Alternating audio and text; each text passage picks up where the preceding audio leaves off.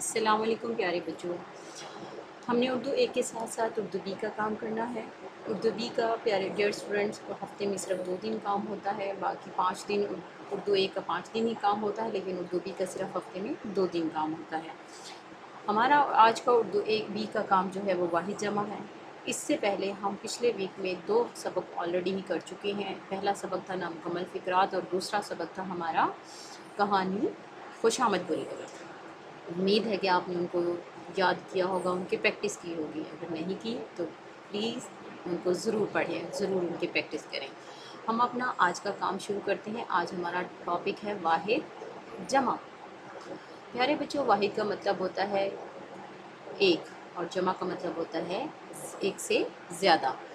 वाहिद की तारीफ़ वो होगी, एक किसी सिंगल चीज़ को वाहिद कहते हैं, किसी एक चीज़ को वाहिद कहते हैं, और जमा जो होता है वो एक से ज़्यादा चीज़ों को कहते हैं। जैसे लड़की वाहिद हैं और लड़कियां वो 2 भी हो सकती हैं, 3 भी हो सकती हैं, 10 भी हो सकती हैं, इससे ज़्यादा भी हो सकती हैं, तो वो हो गया जमा।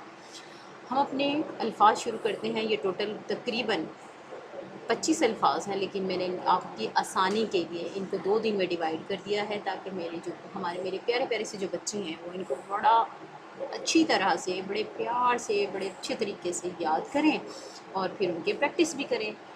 तो आज आपने सिर्फ 13 अल्फाज आज आपने सिर्फ 13 अल्फाज करने हैं।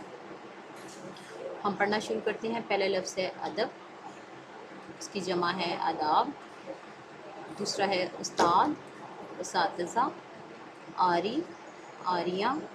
अंडा, अंडे। बेटा, बेटे।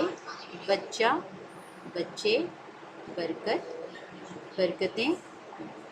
बकरा, बकरे। नेक्स्ट पेज है।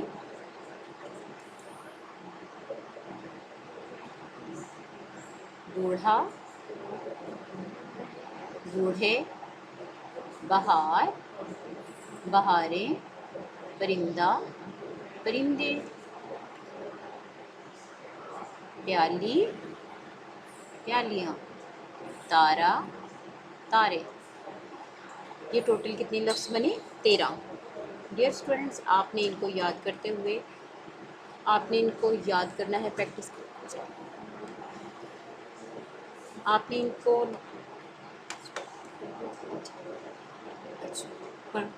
आपने इनको लिखते हुए बड़ा ध्यान रखना है। पेज, अपनी कॉपी का पेज के सेंटर में लाइन ड्रॉ करनी है और लफ्ज़ों को लिखते हुए ध्यान रखना है कि बे लाइन से नीचे ना आए, उसका नुक्ता उसके प्रॉपर उसके नीचे हो, सीन के पूरे 3 दंदाने हों। जैसे कि उस्ताद में सीन का 3 सोशे हैं और एक जो है वो ते का है।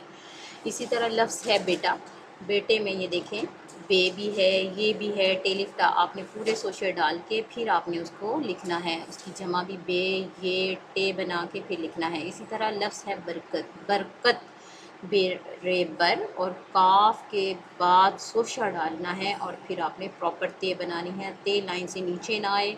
इसी तरह इसकी जमा है बरकतें। आपने ये बर और काफ का सोशा डालना है, ते के सोशा, ये का सोशा, और फिर गुना नुक्ते प्रॉपर, पहले ते के नुक्ते डलेंगे, फिर ये के नुक्ते डलेंगे और फिर आप इसको लिखेंगे। बच्चों, आपने बड़ी ये को बड़े ध्यान से लिखना है, लाइन से ऊपर नीचे ना आए।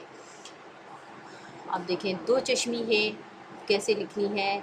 आपने ये 2 चश्मी है बड़ी ये के साथ मिला के लाइन से नीचे नहीं आनी चाहिए।